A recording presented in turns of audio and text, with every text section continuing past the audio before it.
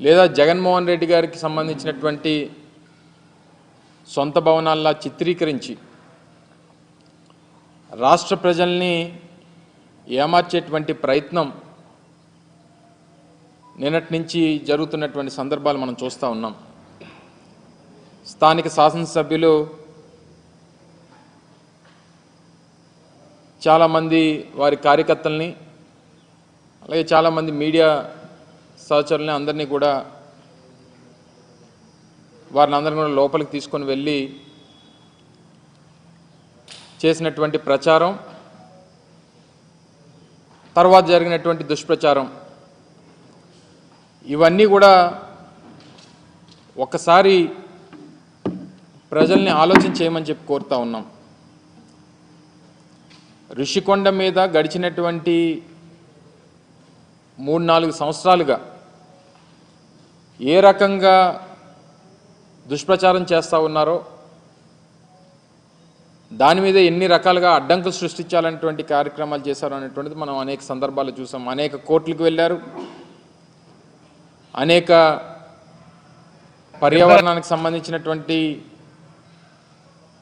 కేసులు వేశారు. వీటిని అన్నిటినీ కూడా అధిగమించి ప్రభుత్వం చేపట్టేటువంటి కార్యక్రమాలని, ప్రభుత్వం చేపట్టేటువంటి నిర్మాణాలని పూర్తి చేసేటువంటి కార్యక్రమం చేసి దాదాపు 4-5 నెలల క్రితం వాటిని ముహూర్తానికి సంబంధించి మంచి రోజు అని చెప్పి వాటిని ప్రారంభించేటువంటి కార్యక్రమాన్ని కూడా ఆ రోజు మేము చేయడం జరిగింది. అయితే ఇప్పుడు చేస్తున్నటువంటి దుష్ప్రచారం అంతా కూడా అదేవో సొంత భవనాల్లాగా, ఈరోజు ప్రభుత్వం వారు ఉన్నారు, ప్రభుత్వంలో వారు ఉన్నటువంటి సందర్భాలు, ప్రభుత్వం దాన్ని ఏ రకంగా ఉపయోగించుకోవాలనేటువంటిది చూడడం మానేసి రేపు రానటువంటి కాలంలో రాష్ట్రపతితో లేకపోతే గవర్నర్ గారో లేకపోతే ఇతర పెద్దలో వచ్చినప్పుడు దాన్ని ఏ రకంగా ఉపయోగించుకోవాలి అనేటువంటిది చూడడం మానేసి దాన్ని ఇంకా జగన్మోహన్ రెడ్డి గారు ఇల్లులాగే చిత్రీకరించేటువంటి ప్రయత్నం చేయడం అనేటువంటిది సమంజసం కాదు. దాన్ని తీవ్రంగా ఖండిస్తూ ఉన్నాం. ముఖ్యంగా జగన్మోహన్ రెడ్డి గారు మేము అధికారంలో ఉన్నప్పుడు విశాఖపట్నాన్ని ఎగ్జిక్యూటివ్ క్యాపిటల్గా చేయాలనేటువంటి ఒక పాలసీని మేము తీసుకోవడం, దానికి అనేక రకాలైనటువంటి అడ్డంకులు సృష్టించేటువంటి కార్యక్రమం చేశారు. మళ్ళీ అధికారంలోకి వస్తే ఇక్కడి నుంచి పరిపాలన మొదలు పెట్టాలనేటువంటి ఒక నిర్ణయాన్ని ఆ రోజు జగన్మోహన్ రెడ్డి గారు ప్రకటించడం జరిగింది. సరే, ఎన్నికల్లో వచ్చినటువంటి ఫలితాలు దాన్ని ప్రజాస్వామ్యంగా అంగీకరించి వారికి అధికారం వచ్చింది. సరే, వారు ఇప్పుడు నిర్ణయం తీసుకున్నారు, నిర్ణయం తీసుకున్న దాని ప్రకారం వారు చేసుకుంటారు. విశాఖపట్నం అనేటువంటిది ఉమ్మడి రాష్ట్రం ఉన్నప్పటి నుండి, హైదరాబాద్ రాజధానిగా ఉమ్మడి రాష్ట్రానికి ఉన్నప్పటి నుంచి రెండో అతిపెద్ద నగరంగా అభివృద్ధి చెందినటువంటి ప్రాంతం విశాఖపట్నం. దానికి సంబంధించి గతంలో మేము ప్రభుత్వంలో ఉన్నప్పుడు ఒక స్టేట్ గెస్ట్ హౌస్ మన భీమిలి రోడ్లో దగ్గర నిర్మాణం చేయాలని చెప్పి నిర్ణయం తీసుకున్నప్పుడు కూడా దాని మీద కూడా కోర్టులో కేసులు వేసి దాన్ని అడ్డుకునేటువంటి ప్రయత్నం చేశారు. జగన్మోహన్ రెడ్డి గారు విశాఖపట్నానికి రాజధానిగా ప్రకటన చేసిన తర్వాత ఆ నిర్ణయంతో ముందుకు వెళ్ళాలనేటువంటి ఆలోచన చేసినప్పుడు దాని మీద ఒక కమిటీ మేము ఆ రోజు ముఖ్యమైనటువంటి ఐఏఎస్ అధికారులందరినీ కూడా, సీనియర్ ఐఏఎస్ అధికారులతో ఒక కమిటీ వేయడం, వారు కూడా దానికి సంబంధించి ఈ భవనం అయితే బాగుంటుందనేటువంటి అభిప్రాయాన్ని తెలియజేయడం, సబ్సిక్వెంట్గా వచ్చినటువంటి రాజకీయ పరిణామాలు, ఎన్నికల ఫలితాలు, ప్రజలు తీసుకున్నటువంటి నిర్ణయాలు, ఇవన్నీ కూడా చూసిన తర్వాత ఇప్పుడు దాన్ని ఏ రకంగా ఉపయోగించుకోవాలనేటువంటిది ఇప్పుడు ఉన్నటువంటి ప్రభుత్వం ఆలోచన చేయాలి తప్ప ఇంకా తీసుకుని వచ్చి జగన్మోహన్ రెడ్డి గారి మీద, వైఎస్ఆర్ కాంగ్రెస్ పార్టీ మీద బురద జల్లడం అనేటువంటిది ఎంతవరకు సమంజసం అనేటువంటిది వారు ఆలోచన చేయాలి.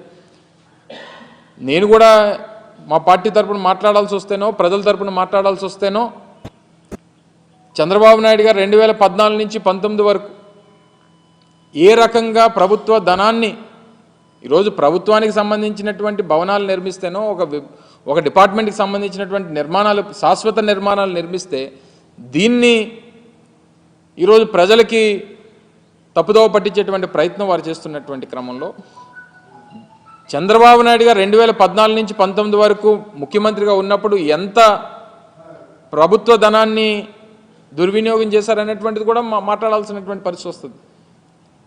వారు హైదరాబాద్లో జూబ్లీహిల్స్లో వారి సొంత భవనాన్ని నిర్మించుకునేటువంటి క్రమంలో వారి కుటుంబ సభ్యులందరినీ తీసుకొని వెళ్ళి ఒక ప్రైవేట్ హోటల్లో పెట్టి కోట్లాది రూపాయలు ప్రైవేట్ హోటల్కి చెల్లించినటువంటి సందర్భాలు సరే ఇవన్నీ ప్రభుత్వంలో ముఖ్యమంత్రులుగా ఉన్నప్పుడు కొన్ని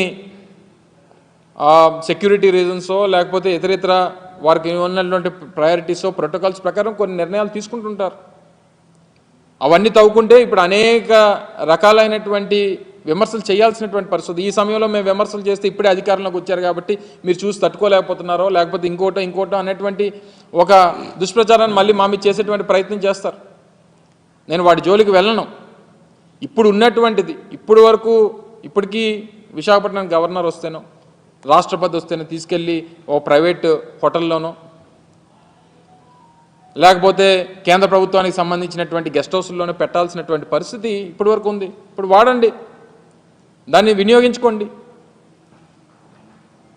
రేపు విశాఖపట్నాన్ని ఆర్థిక రాజధానిగా దీన్ని తయారు చేసేటువంటి బాధ్యత తీసుకుంటామని చెప్పి మొన్ననే ముఖ్యమంత్రిగా ప్రకటించారు కదా. అనేక మంది ప్రముఖులు వచ్చేటువంటి అవకాశం ఉంది. విశాఖపట్నం ఈస్టర్న్ నేవల్ కమాండ్కి మనం హెడ్ క్వార్టర్గా ఉన్నటువంటి క్రమంలో అనేక సందర్భాల్లో రాష్ట్రపతులు అనేక సందర్భాల్లో ప్రధానమంత్రి గారు వచ్చేటువంటి సందర్భాలు ఉన్నాయి. ఉపరాష్ట్రపతులు మొన్న గతంలో మన మెడికల్ ఏఎంసీకి సంబంధించినటువంటి ఫంక్షన్కి వచ్చారు, 100 years ఫంక్షన్కి. అనేక సందర్భాల్లో దేశానికి సంబంధించినటువంటి ప్రముఖులు వస్తుంటారు. అనేక మంది దేశ విదేశాల నుంచి వచ్చినటువంటి ప్రతినిధులు వస్తుంటారు. వినియోగించండి. జగన్మోహన్ రెడ్డి గారు ఉండరే రేపు నుంచి వచ్చి, లేదా వైఎస్ఆర్ కాంగ్రెస్ పార్టీ నాయకులు ఉండరే అందులో. ప్రభుత్వానికి సంబంధించి టూరిజం డిపార్ట్మెంట్కి సంబంధించినటువంటి నిర్మాణాలు దాన్ని ఏ రకంగా వినియోగించుకోవాలనేటువంటిది చేయండి. 4-5 బ్లాకులు ఉన్నాయి అందులో. అది ప్రజలకు వినియోగిస్తారా లేకపోతే టూరిజం వినియోగిస్తారా లేకపోతే ప్రభుత్వం సంబంధించినటువంటి అతిథి గృహాలుగా వినియోగిస్తారా అనేటువంటిది నిర్ణయం తీసుకోండి. మీ విధానం ప్రకారం అమరావతిని రాజధానిగా కొనసాగించాలనేటువంటి నిర్ణయం తీసుకున్నారు. గారు మాట్లాడుతూ 1,00,000 కోట్ల రూపాయలు ఖర్చు అవుతుందనేటువంటి మాట మాట్లాడారు. మేము ఆ మాట మొదటి నుంచి చెప్తున్నాను. ఈ 5 సంవత్సరాలు అయ్యేసరికి ఆ 1,00,000 2 లక్షల కోట్లు అవ్వచ్చు. సరే, ఏదైనా మీ ప్రభుత్వం ఒక నిర్ణయం తీసుకుందా, నిర్ణయం ప్రకారం వెళ్తుంది. ఈ చేసేటువంటి క్రమంలో ఎందుకు అనవసరంగా తీసుకుని వచ్చి జగన్మోహన్ రెడ్డి గారిని ఇంకా మా పార్టీ మీద దాన్ని రుద్దేటువంటి ప్రయత్నం చేస్తున్నారో నాకు అర్థం కావట్లా. దాదాపు గత 5 సంవత్సరాలు 2014 నుంచి 19 మధ్యలో 5-6 వేల కోట్ల రూపాయలు అమరావతి మీద కేవలం దానికి తాత్కాలిక భవనాల మీద ఖర్చు పెట్టారు. తాత్కాలిక భవంతులు కట్టి వేల కోట్ల రూపాయలు ఖర్చు పెట్టేటువంటి కార్యక్రమం చేశారు. ఇది శాశ్వత నిర్మాణాలు అవి. ఇప్పుడు ఆపరేషన్ లేకుండానే మోకాళ్లకు ప్లాస్మా ట్రీట్మెంట్. మీ ఆర్థోపెడిక్ సమస్యలన్నిటికీ రోబోటిక్ టెక్నాలజీ ద్వారా తక్కువ ఖర్చుతో శాశ్వత పరిష్కారం. Free consultation. ప్రతి ట్రీట్మెంట్ పై 20% డిస్కౌంట్. ఈ ఆఫర్ కొద్ది రోజులు మాత్రమే. త్వరపడండి. V9 hospitals 9281465842.